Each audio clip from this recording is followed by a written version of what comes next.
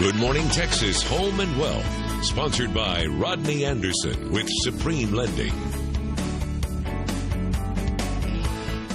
If you're thinking about buying a new home, refinancing your current home, or you just have some of those commonly asked real estate questions, worry not, because mortgage expert Rodney Anderson is here with us this morning to answer some of those FAQ questions, because we're going to our viewer mailbag this morning. You ready? Good morning, Shannon. Good morning, everyone. Yes, let's get to the viewer mailbag. We're getting a ton of questions, and let's answer them. So I just pulled out 4 of them, and the first one says, my wife and I are looking to purchase a home and continue to get beat with multiple offers.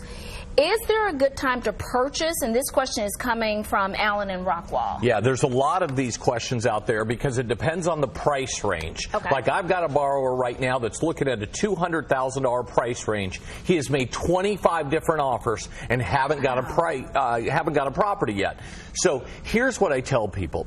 The best time to sell a house is May 15th of any year. Okay. The best time to buy a house is October 15th, statistically, by the National Association of Realtors. So it's hot as heck right now. If you can have a little bit of patience, wait 3 months, September, October, November, it will slow just a little bit, and you most likely will be able to go find a house, get an offer accepted on a house, but that $200,000 to $300,000 or $400,000 price range is extremely hot right now. Okay, you got the answer right there. Okay, this next one, this is coming from Christy from Prosper, and she says, Rodney, we've refinanced 2 years ago and did a cash out refinance. We pulled $50,000 out to pay off debt, but need more money to pay off additional debts.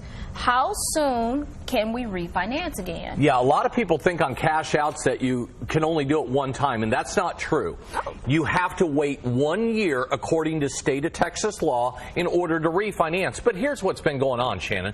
So I've seen many people that they have $80,000 in credit card debt, but they only can do a cash out for mainly half of it because of their value of their home. Okay. But now they come back 2 or 3 years later because their values of their home have gone up, but then they're going to pay off that additional debt. So you can do it after 1 year. Do not use your house as an ATM machine, but if you're trying to get out of debt, it is the #1 way to get out of debt and stop paying those high interest rates on those credit cards. You heard it. Great way to get out of that credit card debt. Okay.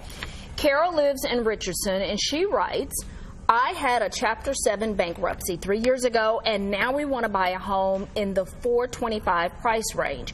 We have 20% to put down, but unsure the loan options that are available to us since the bankruptcy. Can you please explain? Absolutely. Here's what happens. Most people, when they're putting 20% down, would go with what's called a conventional loan. Right. Because you don't want to have PMI or MIP or something like that. But here's what happens in her situation.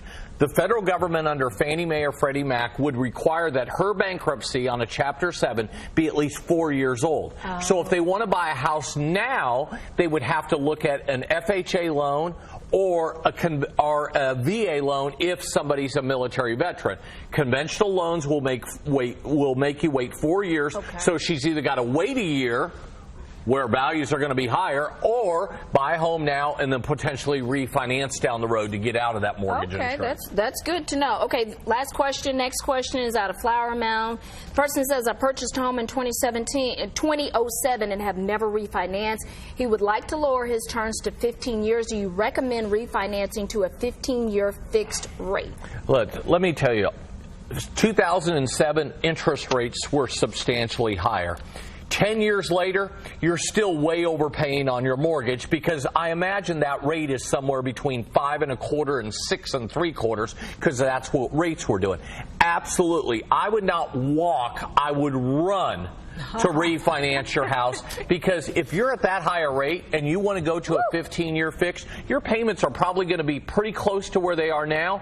But just imagine cutting 5 years off of a mortgage payment. Okay. That doesn't sound like a whole lot, but how much has your life changed in 5 years? I tell you what. Got other questions? Please give Rodney a call at 1-800-EXPRESS or go to RodneyAnderson.com.